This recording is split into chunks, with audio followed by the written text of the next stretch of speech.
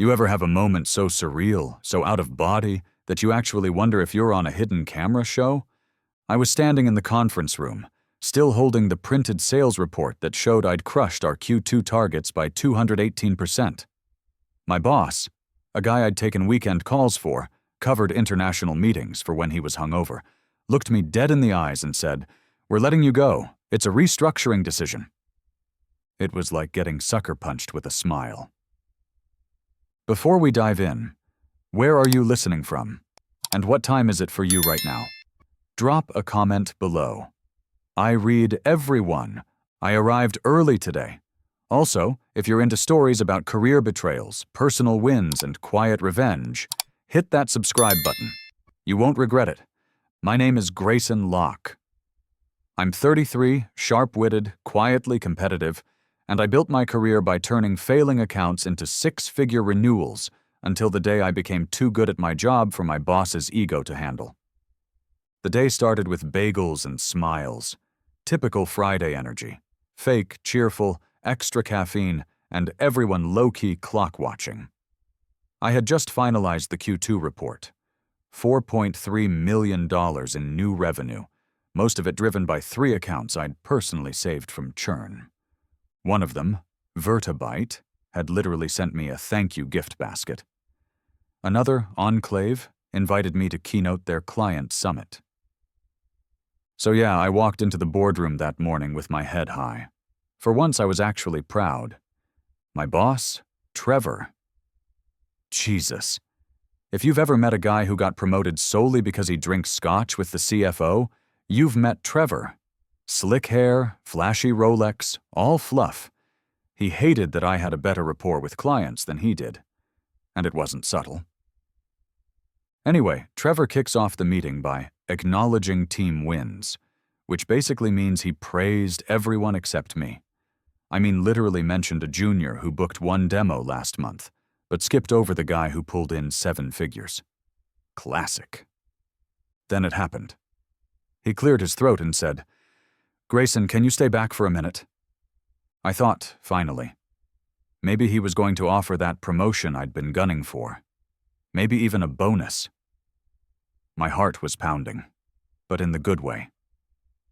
Everyone else filtered out. He sat across from me, clasped his hands like a damn priest. "Grayson," he said, "I've got tough news." I laughed. Legit laughed, thinking he was joking. "I don't understand," I said. "You saw the numbers, right?" He nodded, real serious.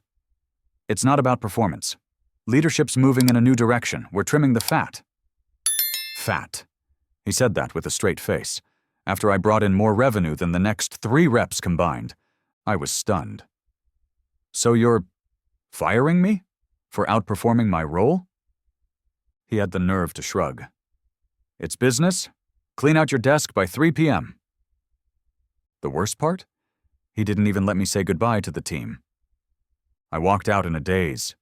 My monitor had a sticky note on it that said, "You're a beast, man. WTF is going on?" I didn't even know how to answer. But by 5 p.m. that day, I found something on Trevor's calendar that made my blood run cold. I wasn't even supposed to be logged into my work account, but habits die hard, and muscle memory had me typing in my credentials before I even thought about it. Shockingly, it still worked. Trevor hadn't revoked my access yet. Idiot. I don't know what I was looking for. Maybe closure, maybe dirt. But what I found was a recurring calendar event titled Q2 Credit Review, Exec Attribution. It was scheduled every quarter, same time, same room. And guess whose name was listed under owner? Trevor Maddox. I clicked into the invite. Inside the notes section, there it was. Slide deck attribution. Move Locke's accounts to regional ownership. Present under sales ops. My heart dropped into my stomach. This jerk was taking credit for my revenue. He was going to walk into an executive meeting Monday morning and present my work as if it came from some vague, regional team, stripping my name off the data like I never existed. I wasn't just fired, I was being erased. That's when something in me snapped. Not in a vengeful, throw-a-chair kind of way. No, this was colder. Focused. I took screenshots of everything. The attribution notes, the meeting logs, even internal emails where I'd been explicitly tagged as lead on the Vertibite and Enclave accounts. Slack threads, client kudos. I compiled a zip file so airtight it could suffocate a lie. And then I called someone I hadn't spoken to in 3 years. Hello? Hey, it's Grayson Locke. Pause. Grayson. Damn, it's been a minute. You okay? That depends. You still at Riverforge Ventures? Yeah, why? I have a story, and if you like it, I have a plan. See, Riverforge wasn't just any VC firm. It was the first place that ever rejected me. The founder, Paige Myers, said I was too tactical, not strategic enough. She wasn't wrong. Then. But now, after 3 years in the trenches, I had something better than strategy. I had leverage. That night, I wrote an email to Paige with a subject line that simply read, "Want to poach Trevor Maddox's biggest accounts?" I included the screenshots. I attached the client feedback. And then I signed off with a line that still makes me grin. Turns out the fat knows how to cook. The reply came 6 hours later. Just one sentence. Come in Monday at 9. Bring everything. I didn't sleep that night, but not from stress, from excitement. Because if this worked, Trevor wasn't just going to lose his stolen victory lap. He was going to lose everything he'd built on my back. I showed up at Riverforge Ventures Monday morning in the same blazer I wore to my last annual review. The one where Trevor said I was invaluable. Funny how fast that changed. Paige Myers hadn't aged a day. Same no-nonsense bun, same piercing look that made you forget your talking points.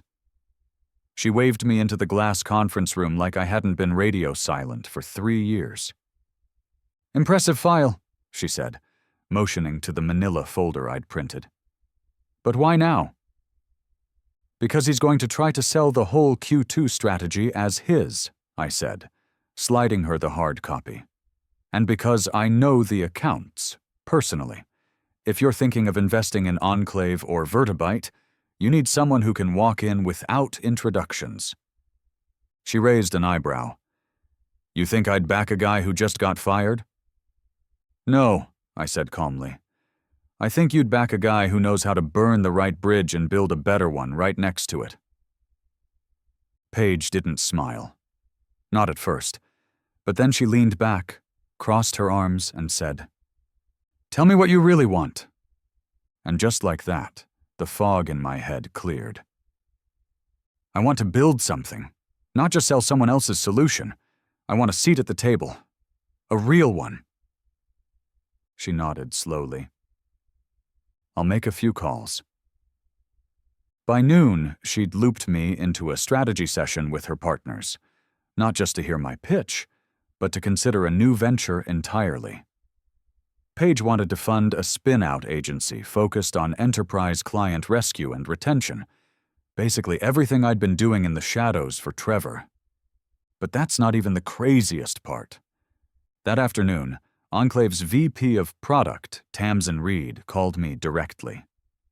Hey, Grayson, your company told us you'd moved into another division. We were confused. My stomach twisted. That's not accurate. I was let go last week.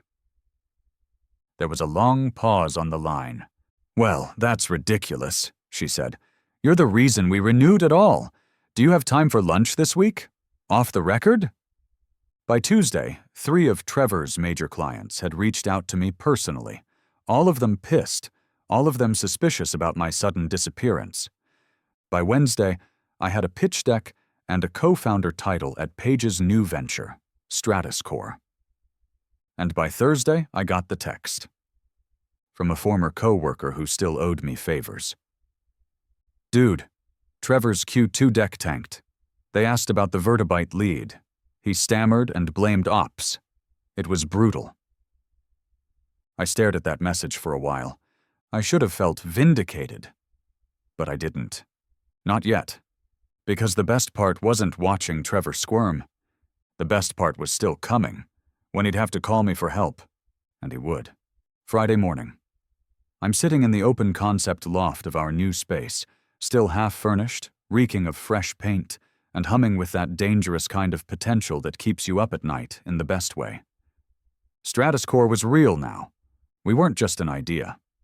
We had a registered LLC, an elite advisory board thanks to Paige, and, get this, 2 former clients ready to defect from my old firm. I was reviewing our onboarding outline for Enclave when my phone buzzed with a number I didn't recognize. I let it go to voicemail. Then I saw the transcript. Hey Grayson, it's Trevor. Look, I was hoping we could talk. A couple clients have been asking for you by name and, yeah. I think there's been some confusion. Call me back? There it was. The stumble. The scramble. The insecure alpha realizing the pack just changed direction. I let the message sit for 6 hours. Then I called him back. Trevor, I said, flat. No warmth. Oh, hey man, glad you called. Listen, things have been a little chaotic since last week.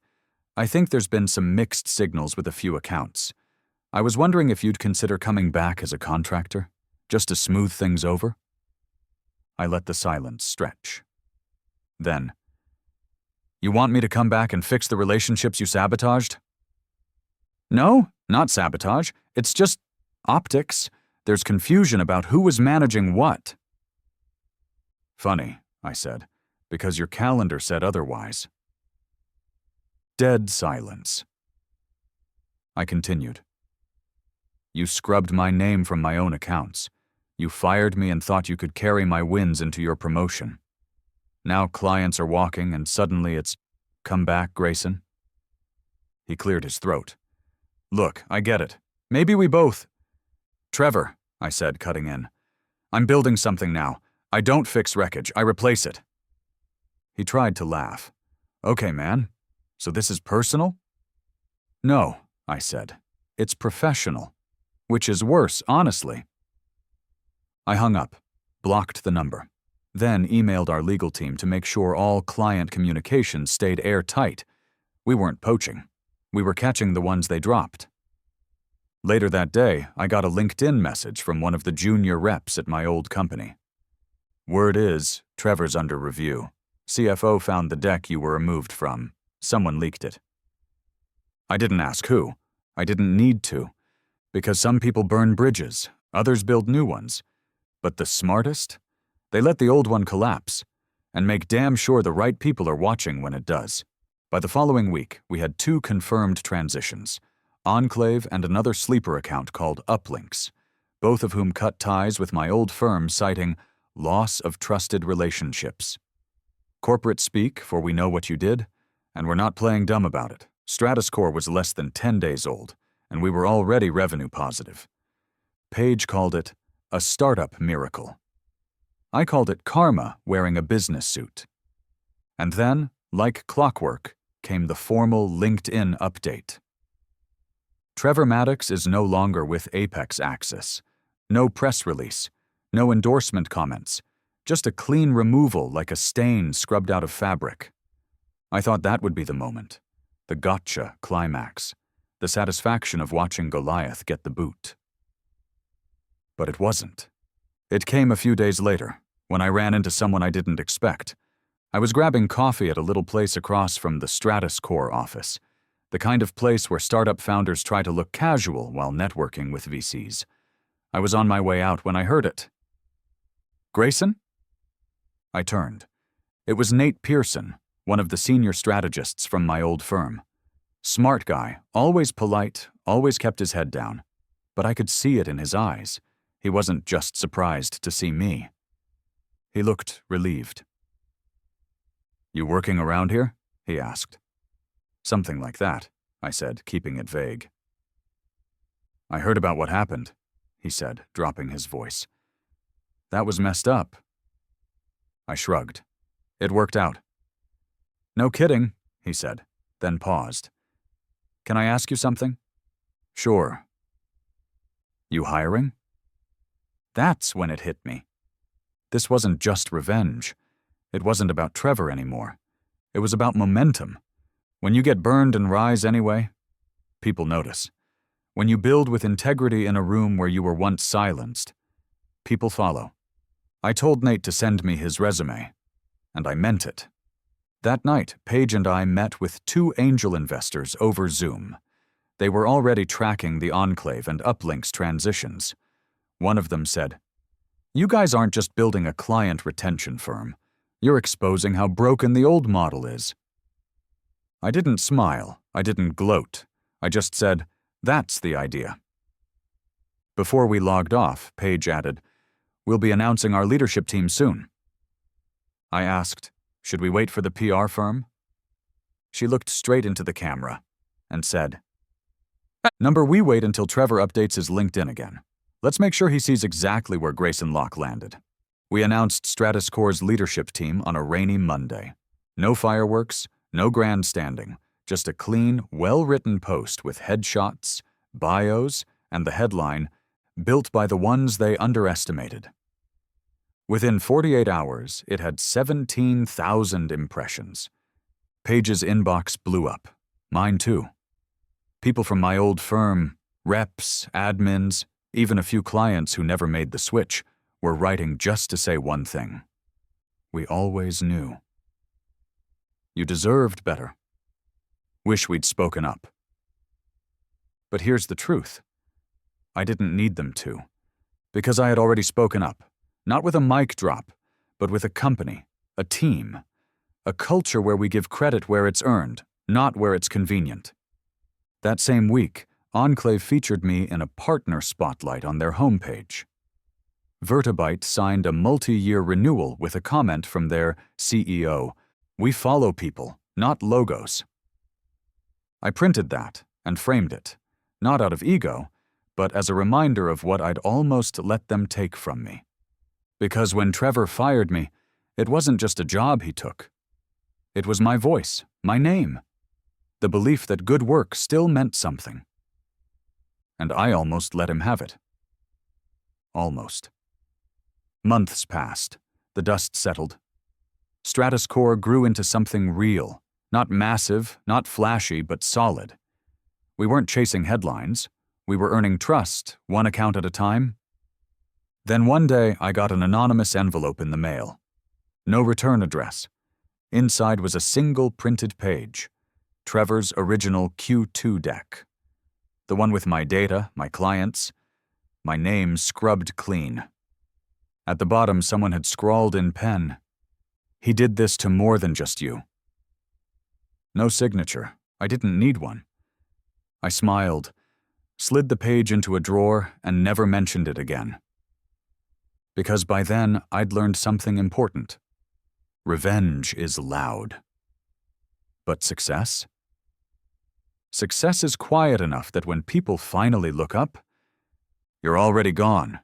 You've already built the next thing, and they're left telling your story for you.